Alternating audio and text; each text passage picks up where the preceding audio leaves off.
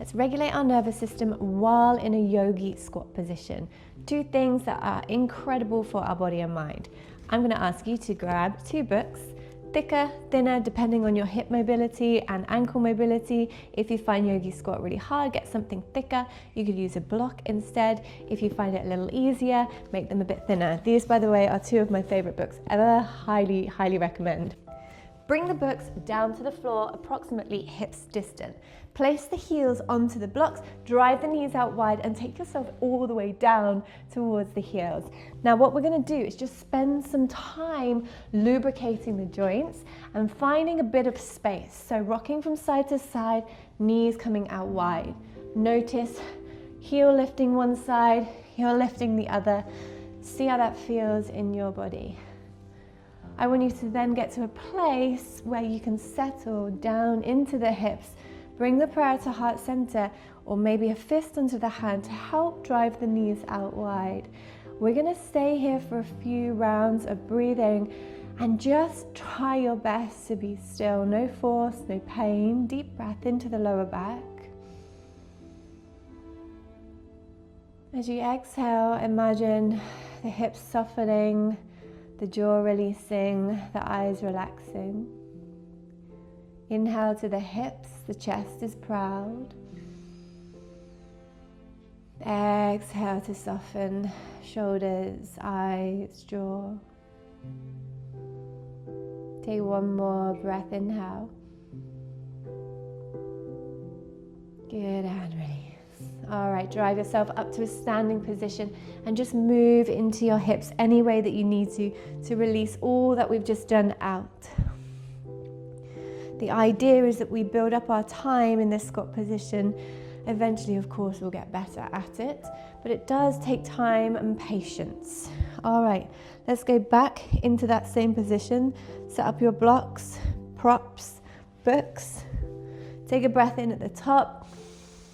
Create some tension, some tightness in the body as you lower all the way down, and then take the hands together, press the knees wide. If you still need that rock, go for it and use the hands and the arms to create space, pushing the knees out nice and wide, keeping the chest proud.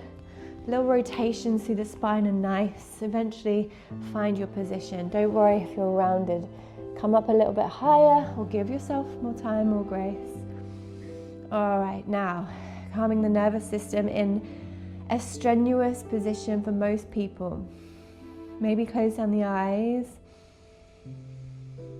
Really big breaths now, nice long exhales. Perhaps you feel ready to close down your eyes. Sitting in this position for a minute a day and breathing is going to be super great for your hips. Healthy hips, keeping them young, keeping them mobile and strong.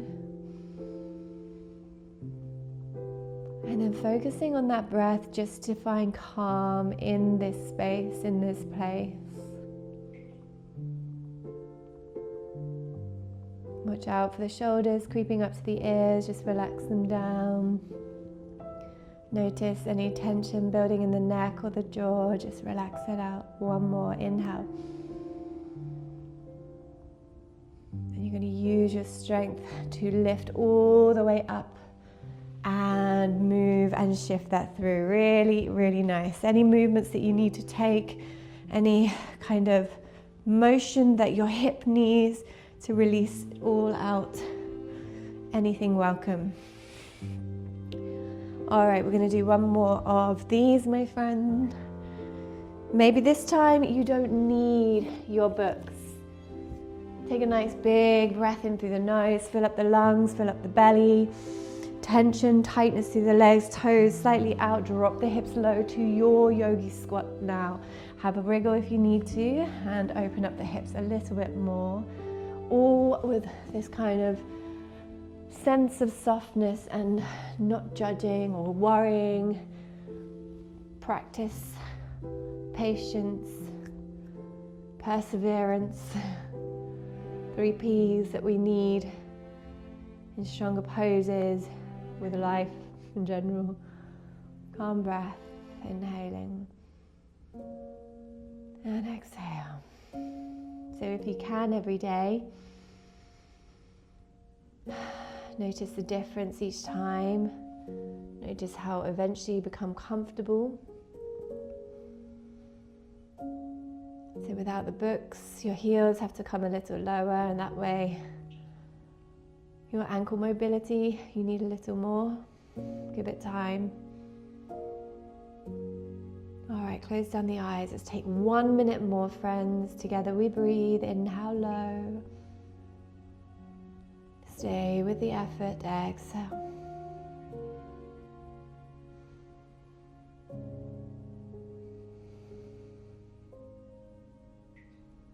Notice any mental dialogue, any chatter that starts creeping in. See if you can slow your breath to slow down the mind.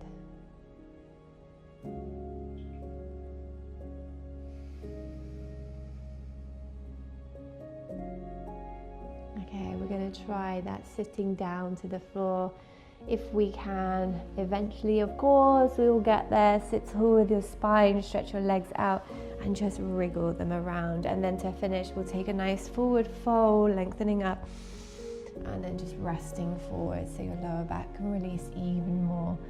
Small rocks from side to side. Don't worry, if you're more upright, this is fine as well. And then just come back to that breath. So calming the nervous system with effort and breath. Eventually the effort becomes easy. We can withstand more, we can hold more. Deep breath. We can let go more easily, and we can arrive in the moment more easily.